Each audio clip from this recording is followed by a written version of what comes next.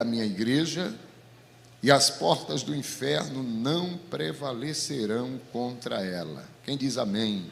Amém. Os nossos queridos sonoplastas, muito obrigado. Deus abençoe. Som abençoado, a nossa banda, a nossa orquestra, que Deus abençoe ricamente a vocês. Queridos irmãos, nós temos um texto narrado por Mateus, porém são palavras de Jesus. E é interessante nós termos em mente que quando o Senhor Deus forma o homem, Ele formou o homem perfeito. O capítulo de número 2 do livro do Gênesis, versículo 7, a Bíblia diz que formou o Senhor Deus o homem do pó da terra e soprou em suas narinas o fôlego da vida. E o homem foi feito alma vivente. É interessante porque falamos, pregamos, cantamos que o homem foi feito do barro. Mas a Bíblia me diz que o homem foi feito do pó. E o pó é a poeira do barro. Isso para não abrir espaço para nenhuma prepotência. O homem não é nada, o homem é pó. E o pó é a poeira do barro. Então não adianta o homem querer se orgulhar, porque ele não passa de pó. Por mais poder aquisitivo que ele tenha, ele continua sendo pó. E a Bíblia diz que o Senhor Deus sopra em suas narinas o fôlego da vida, e o homem foi feito alma vivente. Capítulo 2, verso 8 do Gênesis, diz que o Senhor Deus plantou um jardim no Éden, para pôr o homem que havia formado. Não é o jardim do Éden, mas é o jardim no Éden. Geograficamente, o jardim é plantado no Éden. E o propósito de Deus é colocar o homem que havia formado. Capítulo 2 do Gênesis, versículo 15, o Senhor Deus dá uma ordem, colocando o homem no jardim do Éden, e diz a ele que ele deveria lavrar o jardim e guardar o jardim. Os versículos 16 e 17, Deus diz a ele: de toda árvore que está no jardim, dela comereis livremente, mas da árvore do conhecimento do bem e do mal, dela não comereis, porque no dia em que dela comeres, certamente morrerás. O capítulo 3 do Gênesis, dos versos 1 a 5, o homem deixa de dar ouvido à voz de Deus e ouviu a voz da sua mulher, comendo do fruto que o Senhor lhe ordenou não comer. Tiago, por sua vez, no capítulo 1, versículo 15, Tiago diz que, havendo, pois, a concupiscência concebido, dá luz ao pecado, e o pecado, sendo consumado, gera a morte. Romanos capítulo 5, versículo 12, Paulo diz que, como por um homem entrou o pecado no mundo, e pelo pecado a morte passou a todos os homens, assim todos pecaram. O capítulo 59 de Isaías, versículo de número 2, a Bíblia diz que o pecado e a iniquidade fazem divisão entre o homem e Deus. Romanos capítulo 3, versículo 23, a Bíblia diz que todos pecaram e destituídos estão da glória de Deus. Quando nós olhamos o que está em Lamentações de Jeremias capítulo 3, verso 39, Jeremias faz um questionamento dizendo: de que se queixa-se o homem vivente? E ele responde: queixe-se cada um dos seus próprios pecados. Romanos capítulo 6, versículo 23, a Bíblia diz que o salário do pecado é a morte, mas o dom gratuito de Deus é a vida eterna por nosso Senhor e Salvador Jesus Cristo.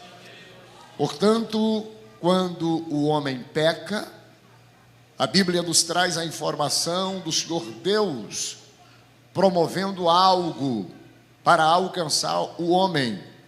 E o capítulo 3, versículo 21 do Gênesis, nós temos a informação ali do Senhor Deus fazendo para o homem vestimenta, para ele e para sua mulher. Fez-lhes túnica de peles e o vestiu. Se nós olharmos o que está em Apocalipse capítulo 13, versículo 8, a Bíblia diz que a pele foi do cordeiro que foi morto desde a fundação do mundo. É por isso que Apocalipse, capítulo 1, versículo 5, apresenta Jesus como primogênito dos mortos. Isaías, por sua vez, no capítulo 61, versículo 10, ele diz: regozijar-me-ei muito no Senhor, porque ele me vestiu com veste de salvação. E quando nós olhamos Atos dos Apóstolos, capítulo 4, versículo de número 12, Pedro chega a afirmar que em nenhum outro há salvação, porque também debaixo dos céus nenhum outro nome há dado entre os homens pelo qual devamos ser salvos. Portanto, só há um nome que salva, e este é o precioso nome de Jesus. Olhando a Bíblia Sagrada, após o pecado do homem, o Senhor Deus faz a primeira promessa salvífica. Lá no capítulo 3 do Gênesis, versículo de número 15, ele diz: porém, inimizade entre ti e a mulher, entre a sua semente e a tua semente, esta te ferirá a cabeça e tu lhe ferirás o calcanhar. E esta promessa, nós temos a continuidade dela, a partir do livro do Gênesis, capítulo 5, dos versículos 3 ao versículo 29. A Bíblia diz que Adão gerou a Sete. Sete gera Enos. Enos gera o Cainã. Cainã gera Maalalel. Maalalel gera Jared. Jared gera Enoque. Enoque gera Metusalém. Metusalém gera Lameque. Lameque gera Noé. O capítulo 6 do Gênesis, versículo de número 8, 9 e o 10, a Bíblia diz que Noé, ele achou graça perante o Senhor. Noé era justo em sua geração, e ele gera 3 filhos, pois Noé andou com Deus, e ele gera 3 filhos, ele gera Cã, ele gera Sem, e ele gera a Jafé. Mas é notório que Cã, Sem e Jafé não poderia levar a promessa salvífica de Gênesis 3 e 15. Agora o Senhor Deus escolhe um dos filhos de Noé. Sem é o seu nome. E ao olharmos ao capítulo de número 9 do livro do Gênesis, versículos 26 e 27, Deus agora estabelece com Sem a segunda promessa salvífica, que por intermédio dele viria o Salvador da humanidade. E a Bíblia nos informa: bendito seja o Senhor Deus de Sem, e seja-lhe Canaã por servo.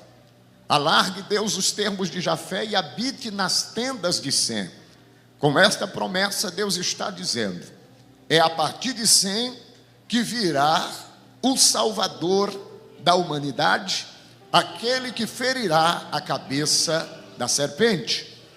É por isso que quando abrimos a Bíblia no capítulo 11 do Gênesis, dos versículos 11 ao 30, nós encontramos Sem gerando a Farxade gerando a Salá, Salá gerando a Éber, Éber gerando a Peleg, Peleg gerando a Reu, Reu gera o Serug, Serug gera o Naó, Naó gera Terá, e Terá gera Abrão. Em Abrão, Deus o chama no capítulo 12, verso 1 a 3, e o Senhor diz a Abrão: sai da tua terra, da tua parentela, da casa de teu pai, para a terra que eu te mostrarei, e far-te-ei uma grande nação, abençoar-te-ei, engrandecerei o teu nome, tu serás uma bênção, abençoarei os que te abençoarem, amaldiçoarei os que te amaldiçoarem, e em ti serão benditas todas as famílias da terra.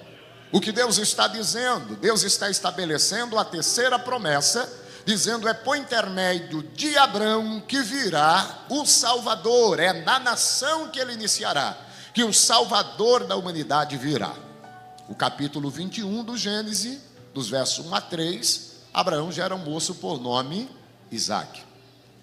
Capítulo 25 do Gênesis, versículos 25 e o 26, Isaque gera 2 filhos, o nome do primeiro Esaú, o segundo é Jacó. A Jacó Deus lhe abençoa, dando-lhes 12 filhos, segundo o primeiro livro das Crônicas, capítulo 2, dos versos 1 a 4, Deus dá a Jacó, Rúben, Simeão, Levi, Judá, Issacar, Zebulon, Dan, José, Benjamim, Naftali, Gade e Azé. É bem verdade que esses 12 filhos, ambos não poderiam levar a promessa da chegada do Salvador. Logo, Deus escolhe um dos seus filhos, um dos filhos de Jacó, por nome Judá. E lá no capítulo 49 do livro do Gênesis, versículos 8 a 10, o Senhor estabelece a quarta promessa, dizendo: Judá, a ti te louvarão os teus irmãos, e o teu braço estará sobre o pescoço dos teus inimigos. Judá é um leãozinho, de presa subiste, ó filho meu, encurva-se como leão velho, quem, pois, o despertará? Versículo 10, o cetro não se arredará de Judá, nem um legislador diante de si, até que venha Siló, e a ele se congregarão todos os povos. Deus está dizendo, é da tribo de Judá que virá o Salvador da humanidade. Quando nós cantamos que ele é o leão da tribo de Judá, quando pregamos, é com base nesta profecia. Porém, se nós olharmos o capítulo 2 do livro de Números, a partir do versículo 9, na tribo de Judá existia 186.400 homens. Portanto, entre esses 186.400 homens, todos não poderiam levar uma só promessa. É por isso que quando abrimos a Bíblia em Mateus capítulo 1, verso 1 em diante, a Bíblia diz: livro da geração de Jesus Cristo, filho de Davi, filho de Abraão. Abraão gerou a Isaac, Isaac gerou a Jacó, Jacó gerou a Judá e os seus irmãos, Judá gerou a Pérez, Pérez a Esrom, Esrom a Arão, Arão a Nasson, Nasson a Salmão, Salmão a Aminadab, Aminadab gera um moço por nome Boaz, Boaz Obed, Obed Jessé, Jessé Davi. Quando Davi nasce, o capítulo 13 do livro do Gênesis, versículo de número 22, Deus que está procurando alguém, ele disse: achei a Davi, o meu servo, homem segundo o meu coração, que executará toda a minha vontade. Ou seja, só acha alguma coisa quem está procurando. Por isso que Deus está procurando da tribo de Judá alguém para estabelecer a quinta promessa, assim como Deus está procurando esta noite verdadeiros adoradores que lhe adorem em espírito e em verdade. Mas é interessante termos em mente que quando o Senhor Deus acha a Davi, ele estabelece a quinta promessa, e a quinta promessa está lá no segundo livro de Samuel, capítulo 7, versículo 16, que não faltaria da casa de Davi alguém que se assentasse ao trono até que viesse aquele que reinaria eternamente. Porém, é interessante termos em mente que Davi teve vários filhos, e agora Deus estabelece com a família, com a casa de Davi, a sexta promessa. E a sexta promessa é com relação à chegada do Salvador. Está no livro de Isaías, capítulo 7, versículos 13 e o 14. O versículo 13 fala da família do Davi, da filha de Davi. Versículo 14, a Bíblia diz: porque o Senhor vos dará um sinal. Eis que a virgem conceberá e dará à luz a um filho, e o seu nome será Emanuel. E é interessante nós termos em mente que o Senhor Deus agora estabelece a sétima promessa no Antigo Testamento, e essa sétima promessa com relação à chegada do Salvador está em Miqueias, capítulo 5, versículo 2, que seria o local aonde o Salvador da humanidade nasceria. E o Senhor Deus diz: e tu, Belém Efrata, posta que pequena és entre milhares da cidade de Judá, de ti sairá aquele que será Senhor em Israel, cujas suas origens são desde tempos remotos e desde a eternidade. Com essas 7 promessas, do Gênesis 3 e 15, Gênesis 9, 26, Gênesis 12, verso 3, Gênesis 49, verso 8 a 10, segundo o livro de Samuel 7, 16, Isaías 7 e 14, e Miqueias 5 e 2, todas as demais promessas do Antigo Testamento convergem para autenticar a veracidade dessas 7 promessas, que se cumpre lá no Evangelho segundo Lucas, capítulo de número 2, versículo de número 7. A Bíblia diz que o Senhor Jesus, ele nasce, Maria dá luz ao seu filho primogênito, e envolveu em panos e deitou em uma manjedoura, porque não se achou lugar para ele na estalagem. É interessante notarmos que quando nasce o Salvador da humanidade, lá na manjedoura, está nascendo de fato aquele que tiraria o pecado do mundo. E a razão pelo qual ele nasce em uma estebaria e é colocado em uma manjedoura é porque Gênesis 3:21 o apresenta como cordeiro. Gênesis 22, verso 13, ele é o cordeiro que morreu no lugar de Isaac. Êxodo capítulo 12, verso 1 a 4, ele é o cordeiro que morreu para as famílias serem salvas. Primeiro livro de Samuel, capítulo 7, verso 9, ele é o cordeiro que morreu para Israel ter vitória. Isaías 53, dos versos 1 a 7, ele é o cordeiro que morreu para que todos os que creem no seu nome sejam salvos. João capítulo 1, versículo de número 29, João o apresenta dizendo: eis o Cordeiro de Deus que tira o pecado do mundo. Logo, um cordeiro não pode nascer em hotel 5 estrelas. Cordeiro precisa nascer entre animais mesmo. Quando Jesus nasceu na estebaria e foi colocado na manjedoura, estava autenticando a veracidade desses textos, pois nasce o Cordeiro de Deus, que com poder ele compraria para si com seu sangue homens de povos, tribos, nações e línguas. E nós somos provas vivas de que ele nos comprou. E já há 92 anos aqui no estado de Sergipe, a igreja proclama e grita: Jesus Cristo é o Salvador da humanidade, porque o Verbo se fez carne e habitou entre nós. Quem acredita nesta verdade pode levantar a mão e dizer glórias ao seu nome. E é interessante termos em mente que o Salvador, ele se fez homem.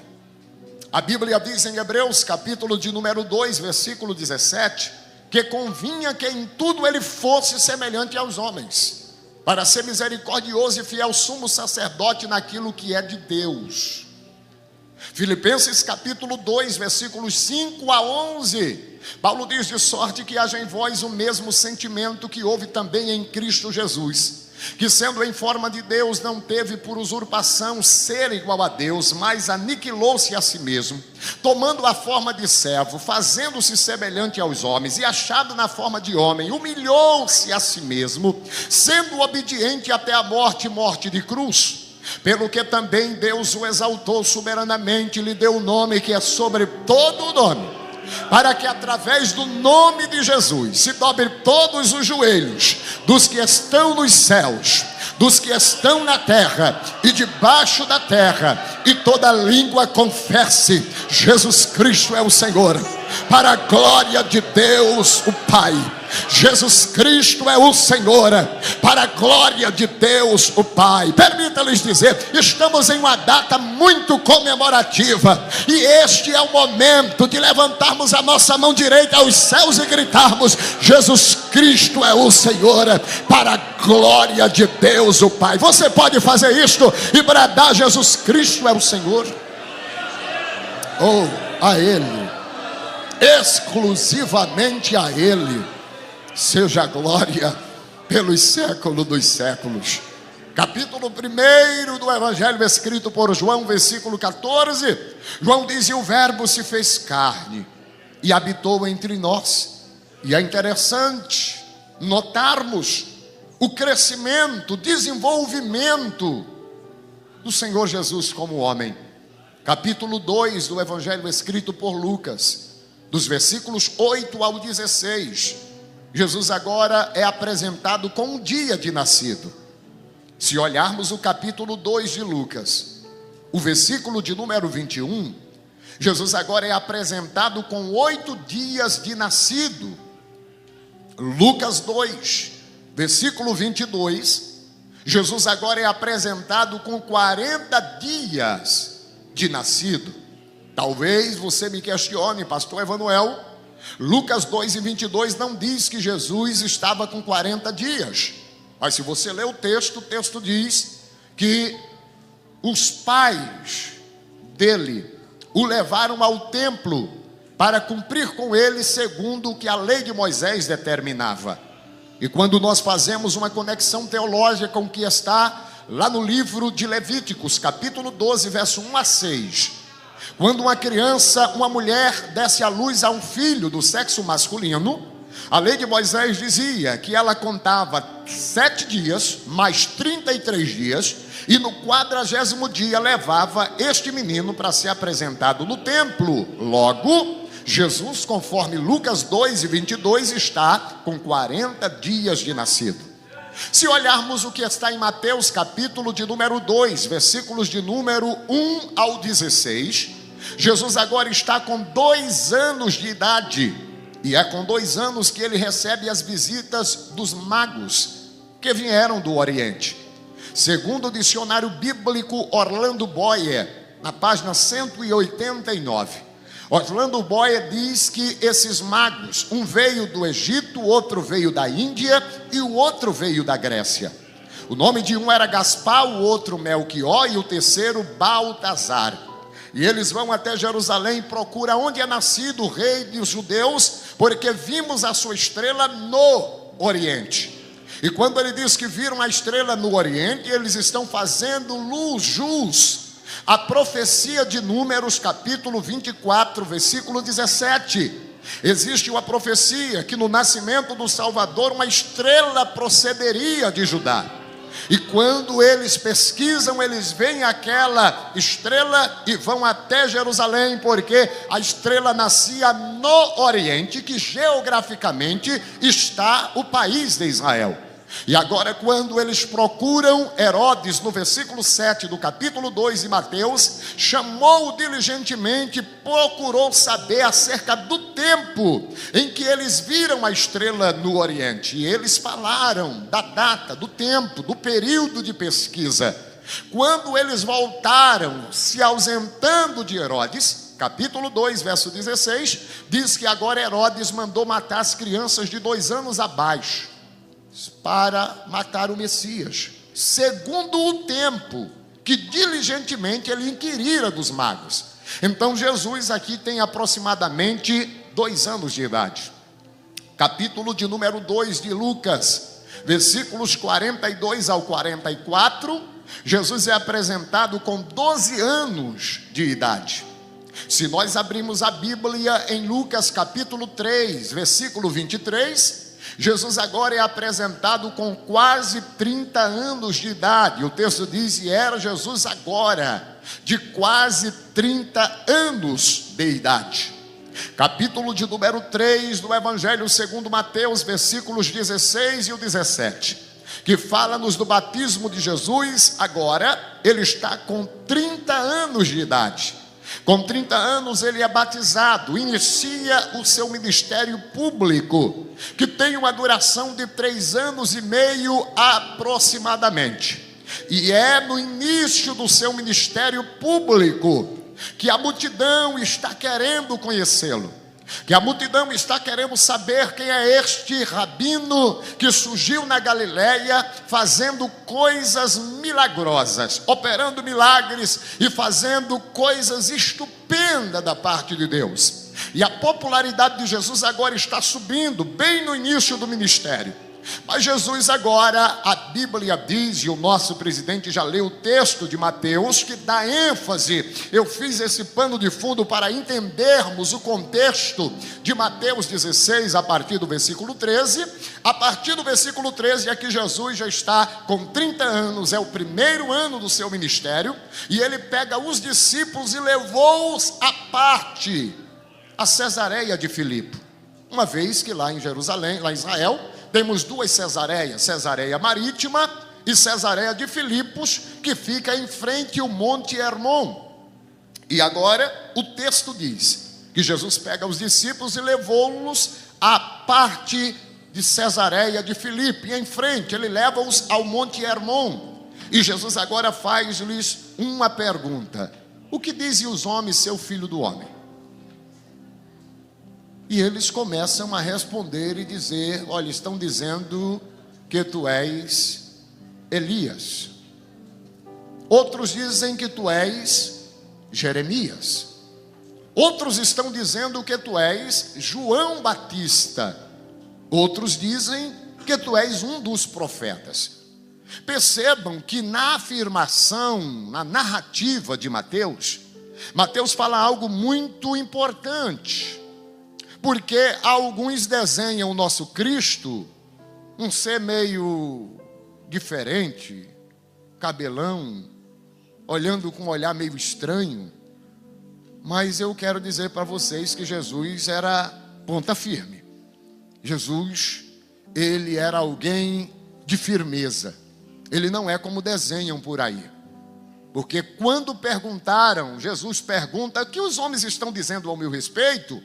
A primeira pergunta, ou a primeira afirmação dos discípulos é: estão dizendo que tu és Elias. E Elias foi um pregador marreta, foi um profeta de autoridade. Então Jesus não falava para massagear a ego de ninguém. Jesus foi comparado a Elias, porque Elias chega e confronta Acabe, dizendo: você está dizendo aí que é Baal que manda chuva, mas esse Baal é tão fraco, é tão furreca, que eu não vou nem envolver Deus. Segundo a minha palavra, nem chuva e nem orvalho vai haver na tua terra, senão segundo a minha palavra. Você está dizendo aí que Baal manda chuva, manda sol? Então, enquanto eu não disser, ele é tão fraco que eu não vou nem envolver Deus. Enquanto eu não falar, nem chuva, nem orvalho vai haver na tua terra. Pronto. E quando comparam Jesus com Elias, traz a ideia do conteúdo da mensagem que Jesus falava. Mas alguém olha e diz: não, tu és, estão dizendo que além de ser Elias, tu és Jeremias. Jeremias capítulo 1, versículo de número 10, Deus colocou ele contra tudo e todos, contra os reis, contra os príncipes, e a função era arrancar, derribar, destruir, arruinar, edificar e plantar. Então, quando comparam Jesus com João Batista, primeiro, porque ele chora diante de Jerusalém querendo redimir. Mas segundo, porque a sua mensagem era dura. A sua mensagem era uma mensagem que não passava a mão na cabeça de ninguém. Pecado era pecado, e ele era o único que se apresentava como a porta para a salvação. Mas disseram também que ele era comparado a João Batista. Gente, quem foi João Batista? João Batista era um pregador de duas mensagens centrais: raça de víbora, e vocês estão produzindo fruto digno de arrependimento. E é interessante porque Mateus capítulo 3, versículo 5, a Bíblia diz que mesmo João Batista pregando no deserto da Judéia, a multidão largava a cidade de Jerusalém e o templo e ia para o deserto ouvir João Batista no sol quente, na temperatura alta. Mas o povo dizia, o texto dizia que toda Jerusalém e adjacente ao Jordão ia ouvir João Batista no deserto. Porque é melhor estar no deserto ouvindo um pregador cheio de Deus do que estar nas grandes catedrais ouvindo um pregador seco, anêmico, cariavérico e desnutrido.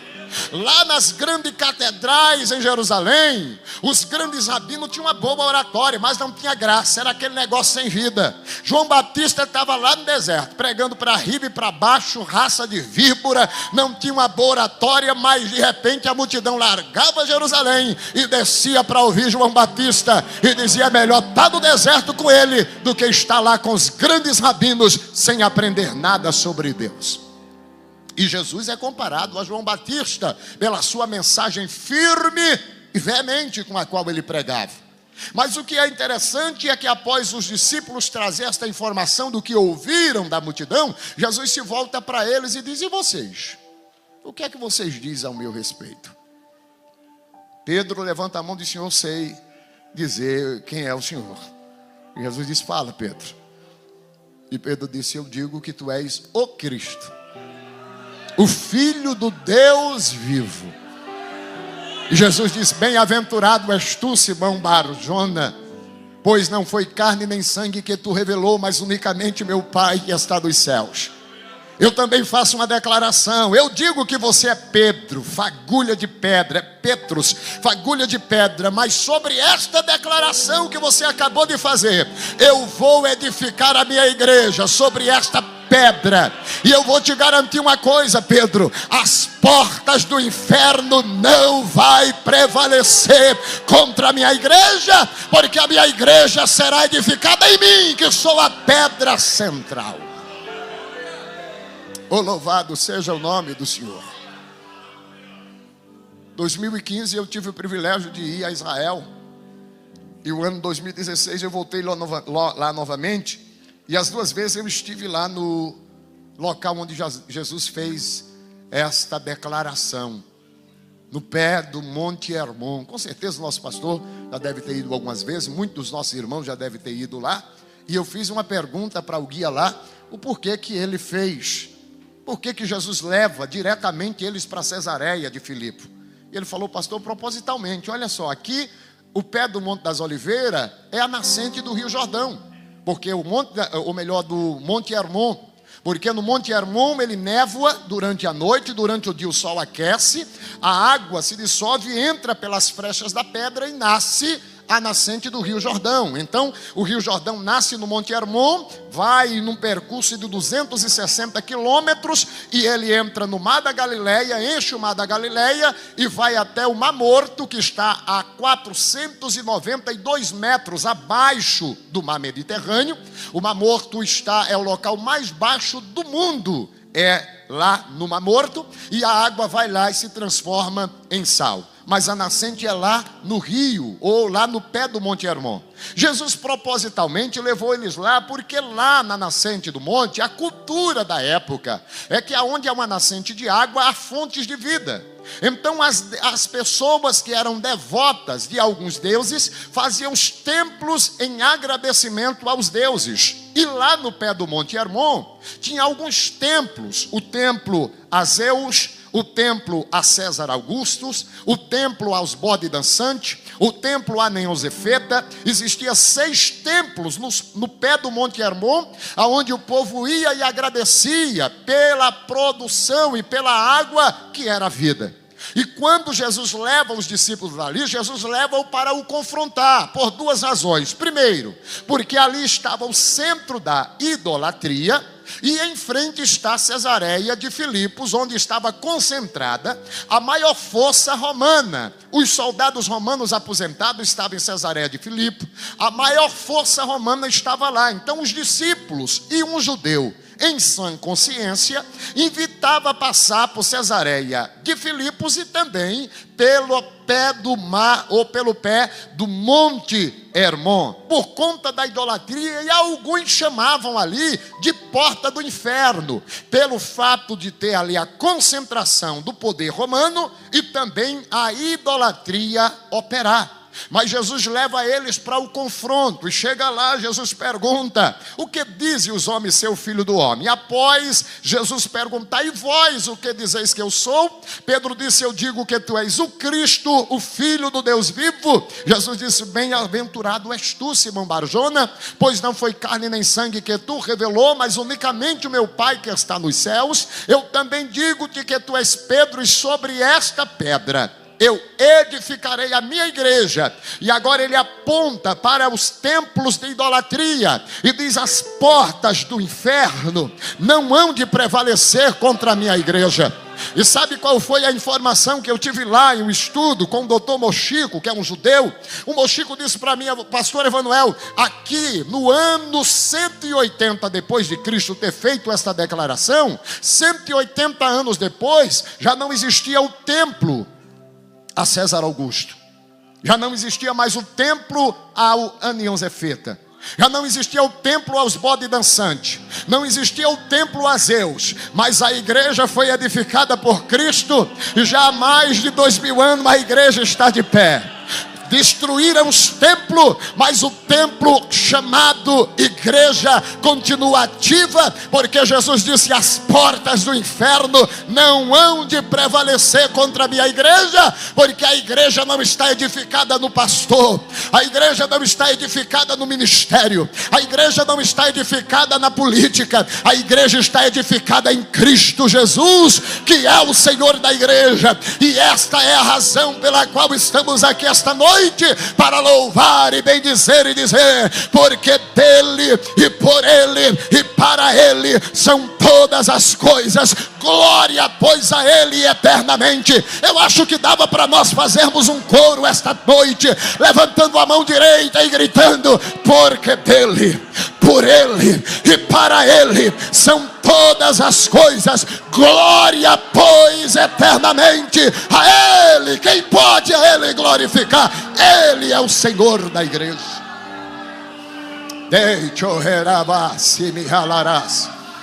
Oh, louvado seja o nome do Senhor. Eu edificarei a minha igreja. Quem disse estas palavras foi Jesus. E ele disse que a igreja seria edificada sobre a pedra. Que pedra é esta? A Bíblia vai falar de muitas pedras preciosas, mais de 20 delas. Fala da ágata, do berilo, do calcedônia, do crisopras, do jaspe, do ônix, do pérola, rubim, diamante, safiro, esmeralda, topázio, carbúnculo, jaspe, ônix, pérola. E a Bíblia está recheada de anotações sobre pedras preciosas. Por exemplo, capítulo 2 do Gênesis, versículo 12, a Bíblia diz que em um dos braços do rio, chamado Pison, existia pedra de bedelírio e pedra sardônica. Se nós olharmos a Bíblia, o que está no Êxodo, capítulo de número 28, versículo 17 ao 22, a Bíblia fala de 12 pedras que estavam no peitoral do sumo sacerdote: a ágata, o berilo, o calcedônio, o crisopras, o jaspe, o ônix, pérola, rubim, diamante, safira, esmeralda e topázio. Se nós olharmos o capítulo de número 28 de Ezequiel, versículo de número 13 e o 14, a Bíblia vai falar das pedras preciosas que estava no Éden: pedra de ágata, berilo, calcedônia, jaspe, ônix, rubim, diamante, safira, esmeralda, topázio e carbúnculo. Estava no Éden, onde Lúcifer vivia. Porém, a Bíblia nos mostra no livro do Êxodo 28 e 30, duas pedras preciosas, que é chamada de Urim e Tumim, duas pedras pelas quais o sacerdote consultava ao Senhor. Se nós olharmos o segundo livro de Samuel, capítulo 12, verso 30, a Bíblia vai falar de pedras preciosas que estavam na coroa do rei de Rabá, do qual Davi o venceu e colocou na sua cabeça essa coroa. Se nós olharmos o que está em Apocalipse, capítulo de número 2, versículo 17, a Bíblia vai falar de uma pedra preciosa que é chamada pedra branca, do qual só o vencedor receberá no arrebatamento. Mas a Bíblia nos apresenta uma pedra mais preciosa do que a pedra lá do Gênesis 2 e 12, a pedra de bedelírio e a pedra sardônica. A Bíblia nos apresenta uma pedra mais preciosa do que a pedra de Ezequiel, do livro do Êxodo, capítulo 28, verso 17, que é as 12 pedras do peitoral do sumo sacerdote. A Bíblia nos apresenta uma pedra mais preciosa, que as pedras lá de Ezequiel 28 e 13, a pedra onde estava o rei de Tiro. A Bíblia nos apresenta uma pedra mais preciosa do que a pedra lá narrada lá no segundo livro de Samuel, capítulo de número 12, versículo de número 30, a pedra que estava na coroa do rei de Rabá. A Bíblia nos apresenta uma pedra mais preciosa do que a pedra lá do livro do Apocalipse 2 e 17, a pedra branca que será dada para o vencedor. Que pedra mais preciosa é esta? É esta pedra que Jesus disse aqui no capítulo 16, versículo de número 18: eu edificarei a minha igreja sobre esta pedra. Esta pedra é a pedra angular.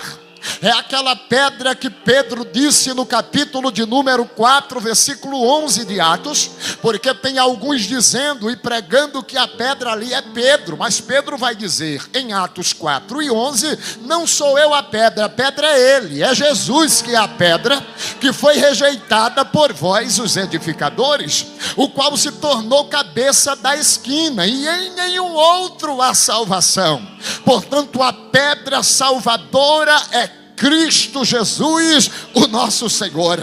Ele é a pedra lá do livro dos Salmos 118, e o verso de número 22. Aquela pedra que o salmista diz, a pedra que os edificadores rejeitaram, tornou-se a cabeça da esquina. Foi o Senhor quem fez isto, e é coisa maravilhosa aos nossos olhos.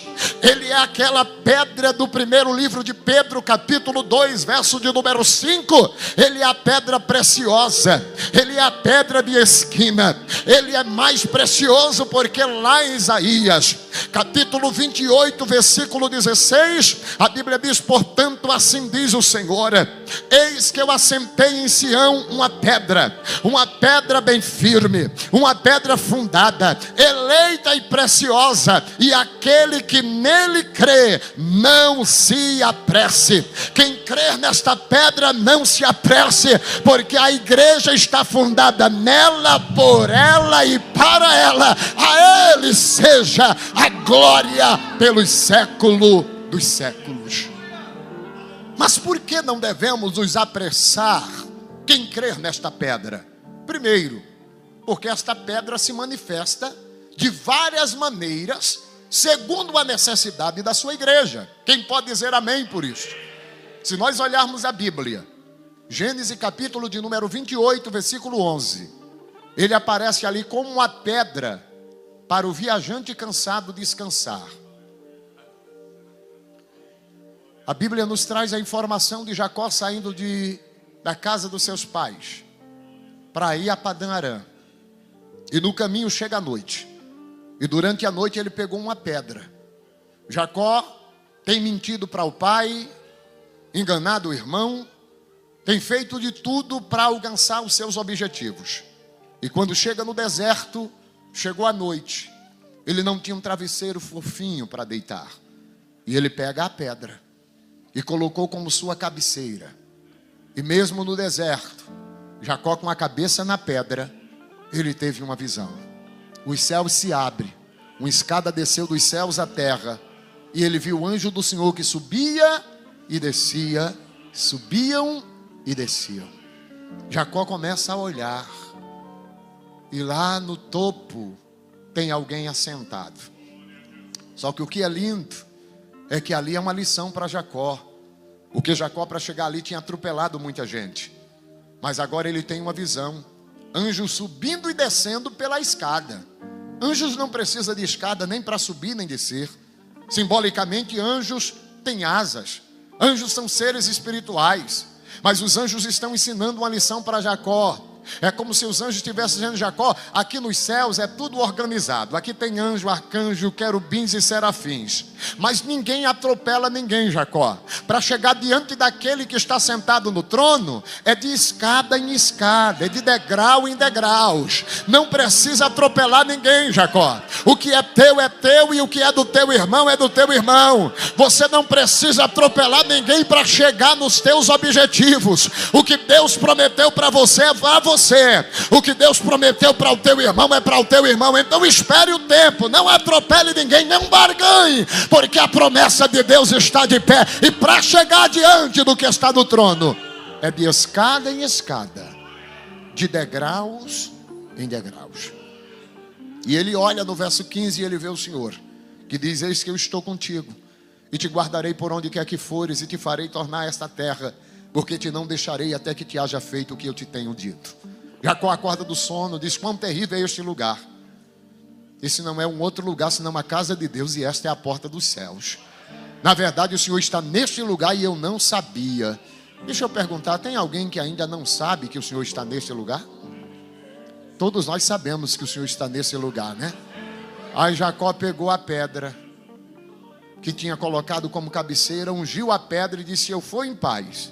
e o Senhor me der pão para comer e veste para vestir, quando eu voltar, esta pedra será chamada Betel, que é a casa de Deus, e eu vou edificar a igreja, eu vou edificar um local aqui, sobre esta pedra. Aí lá na frente Jesus disse: olha, eu digo que tu és Pedro, e sobre esta pedra eu edificarei a minha igreja. Que pedra era aquela que o Jacó tomou como cabeceira? Era ele, e ele é a pedra para o viajante repousar. Quem diz amém? Capítulo 31 do Gênesis, versículo de número 45, ele aparece como uma pedra para se fazer conserto. Quando Labão queria matar Jacó, Deus disse: não toque a mão em Jacó. Labão disse: eu ia te matar, mas Deus falou para não tocar a mão em você. Eu quero fazer um conserto, quero te pedir perdão. Jacó disse: perdão só diante da pedra. Aí pegou uma pedra, erigiu por coluna e disse: vamos jurar aqui e vamos fazer conserto, porque irmão só perdoa irmão diante da pedra. Tem que ter pedra, tem que ter ele no meio para o perdão ficar perfeito. Lá no capítulo 17 do livro do Êxodo, versículos de número 11 e o 12, ele aparece a pedra, ele aparece como uma pedra para aqueles que estão cansados de descansar. A Bíblia diz que o Moisés está no monte, intercedendo por Josué, que está guerreando lá embaixo. E quando Moisés levantava a mão, o povo ganhava a guerra. Moisés abaixava a mão, o povo perdia. Levantava a mão de novo, o povo ganhava. Cansava, abaixava a mão, o povo perdia. Arão e Uda está percebendo que há um mistério na mão de Moisés? Diz: tem. Disse: rapaz, olha só, ele levanta a mão, olha lá o povo guerreando. Ele abaixa a mão, quem prevalece é o inimigo. Gente, vamos fazer alguma coisa. Aí Arão e Uda pegaram uma pedra e sentaram Moisés em cima da pedra. E Arão segura a mão direita de Moisés e segura a esquerda e grita lá embaixo: Josué, pode guerrear que agora a vitória é nossa. Moisés está com a mão levantada e ele está sentado na pedra. Agora ninguém nos segura, ninguém nos detém, porque o nosso Moisés está sentado na pedra e a mão dele está levantada aos céus. Quando eu levanto as mãos aos céus, eu estou dizendo: eu não tenho, mas ele tem. Eu não posso, mas ele pode. Eu não sou, mas ele é. Mão levantada é sinal de vitória, é sinal de adoração, é sinal de entender que ele é tudo em todos. Louvado seja o seu nome.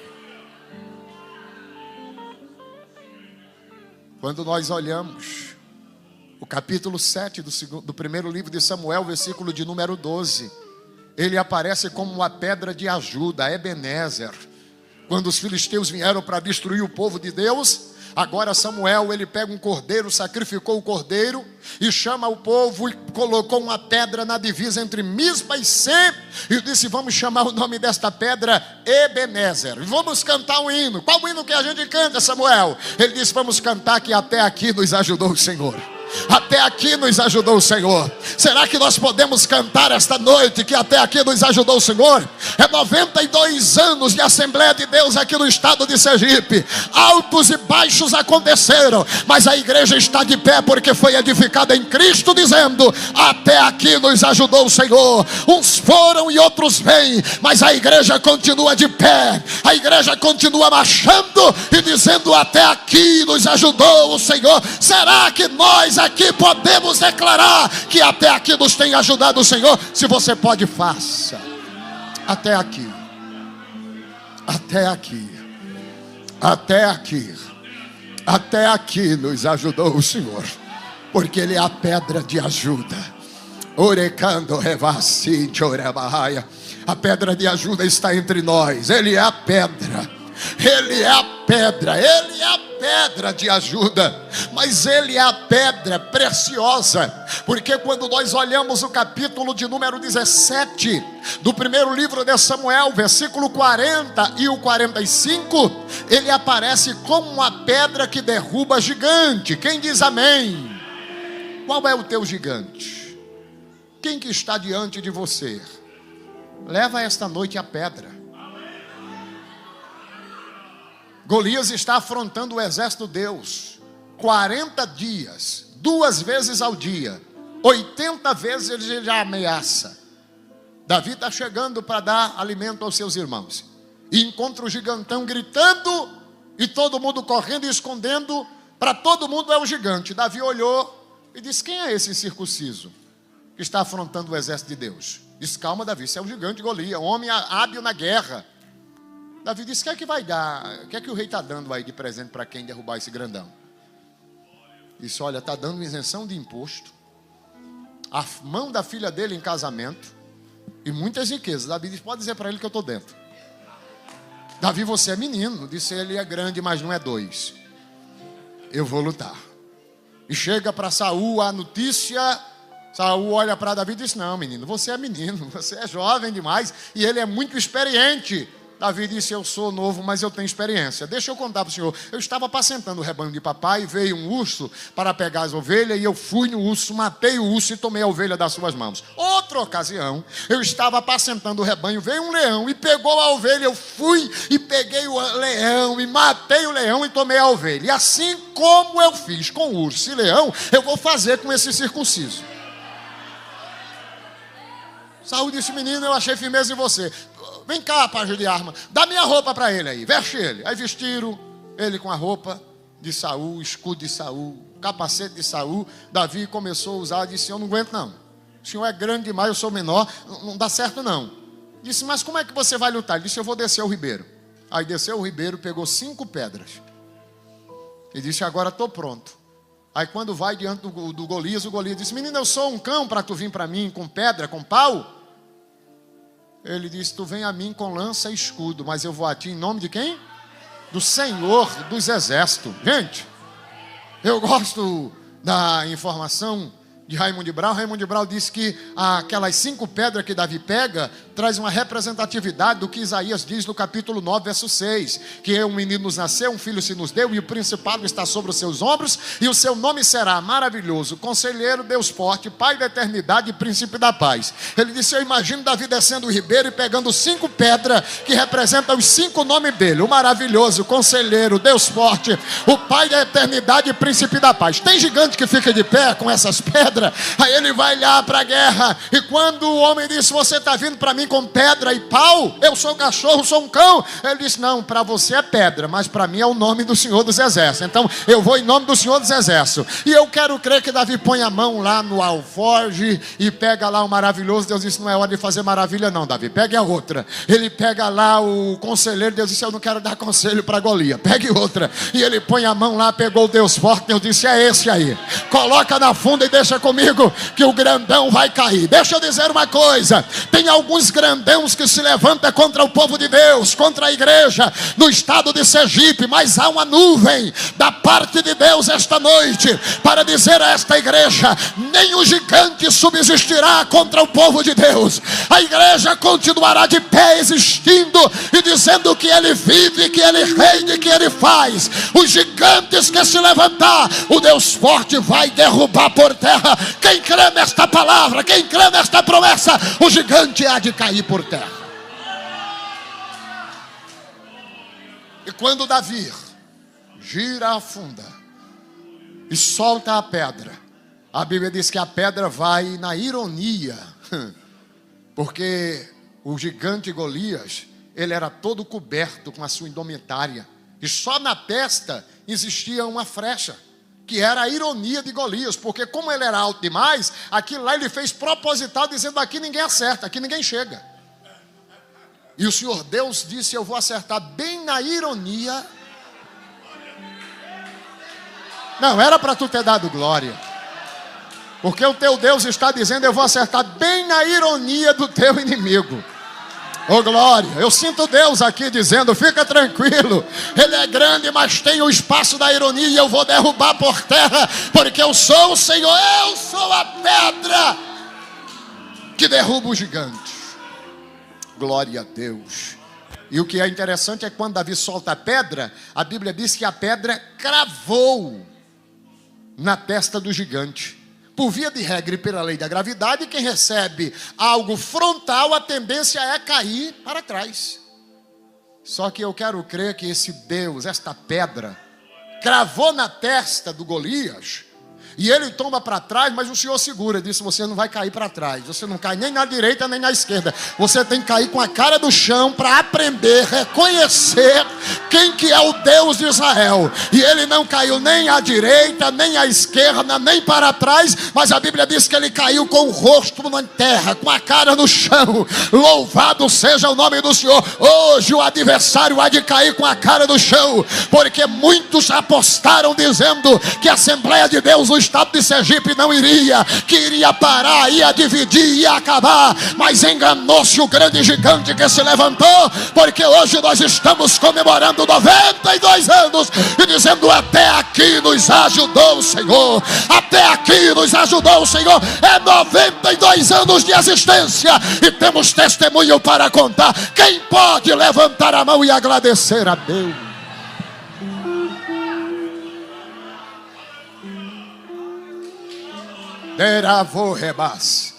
Eu já estou encerrando, mas eu preciso dizer também que Ele é a pedra que firma os nossos passos.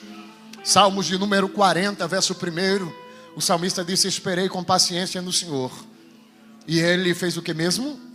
Se inclinou para mim e ouviu o meu clamor. Gente, um Deus grande, santo, poderoso, que subsiste por si só. Davi diz: quando eu clamei, Ele se inclinou. Se inclinar é se curvar.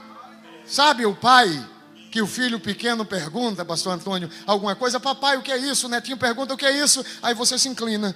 O que foi, filhinho? Para ouvir de perto.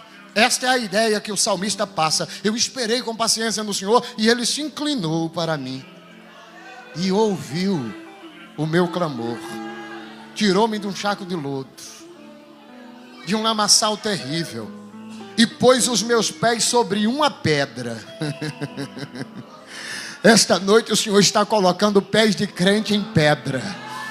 Tem crente aqui que está sem firmeza, está fraco, está cambaleando, mas a pedra está aqui esta noite dizendo: venha cá, eu vou pegar você e vou firmar os teus passos, vou colocar os teus passos sobre uma pedra.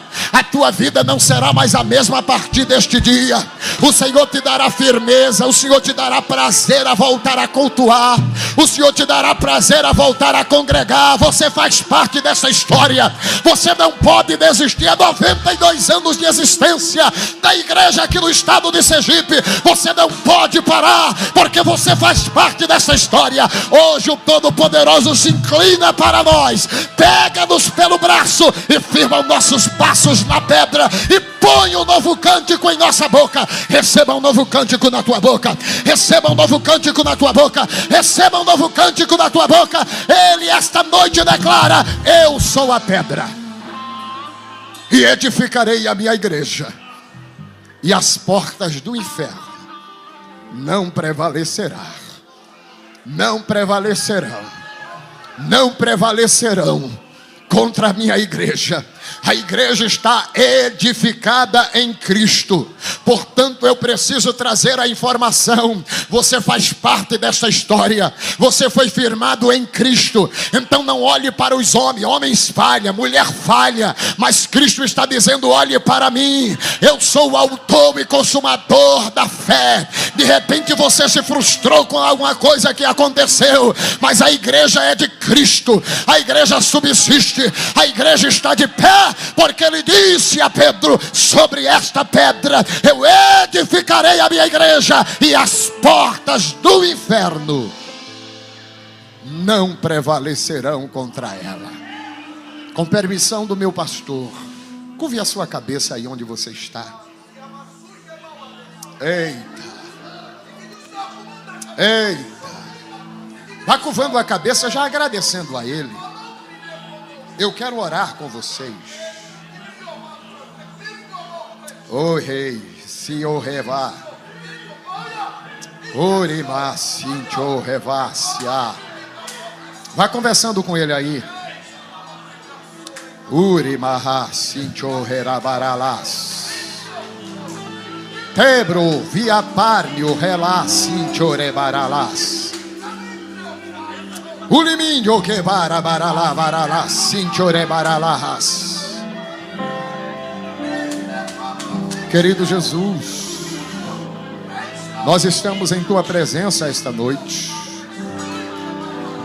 e a palavra que nos vem ao lábio é gratidão. Gratidão, Senhor, pela vida dos Abraãos que passaram aqui. Ainda ontem, Senhor, nós podemos ver e ouvir o nosso historiador contar a história das Assembleias de Deus aqui em Sergipe. Homens e mulheres que passaram por aqui, que fizeram uma história pela fé. Orei, chorerabás. Ó Senhor,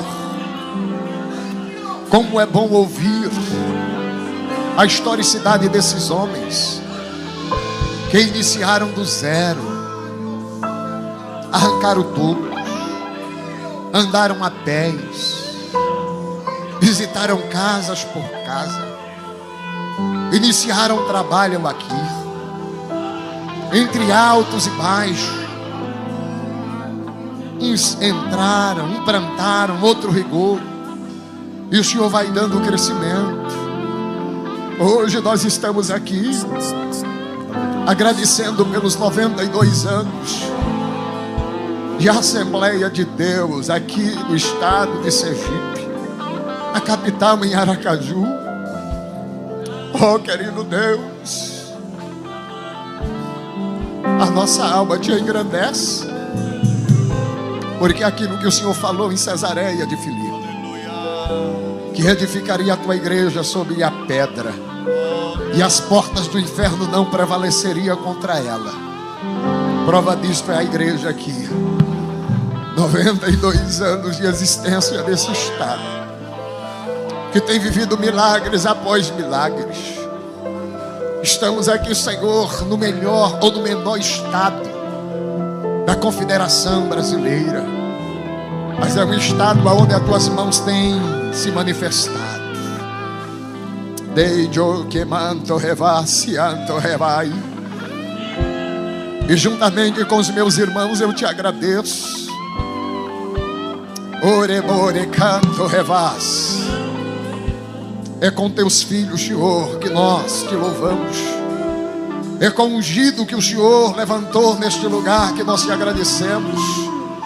Os nossos lábios proclamam palavras de gratidão. Vá agradecendo a Deus aí onde você está. Vá dizendo algumas palavras de gratidão a Ele. Agradeça por existir.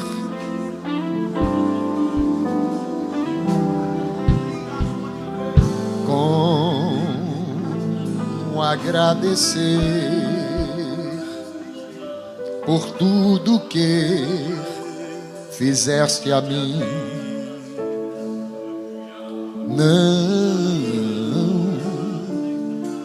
Não merecedor, mas provastes o teu amor sem fim. As vozes de 1 milhão de anjos não expressam a minha gratidão pelo que sou e o que almejo ser. Eu devo tudo a ti. A Deus seja a glória, a Deus seja a glória. A Deus seja a glória por tudo que fez por nós. Com seu sangue que lavou-me, seu poder resgatou-me. A Deus seja a glória para sempre. Amém.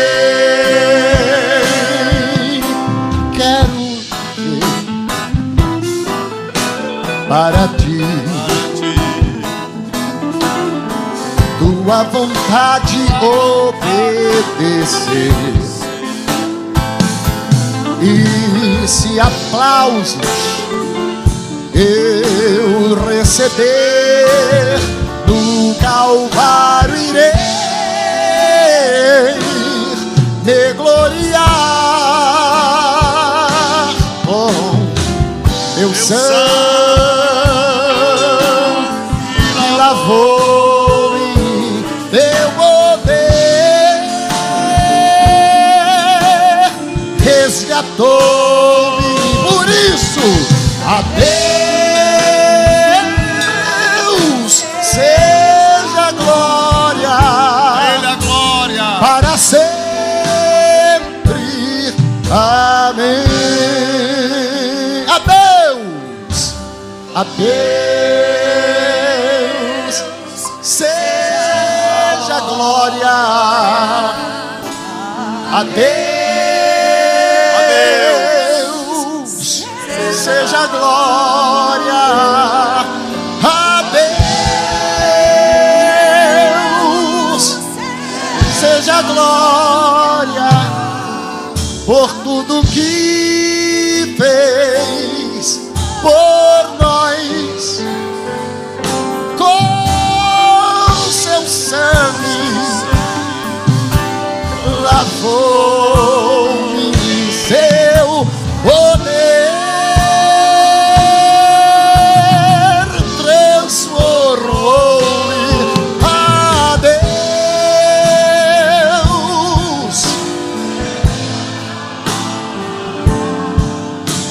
para sempre. Amém. Para sempre. Amém.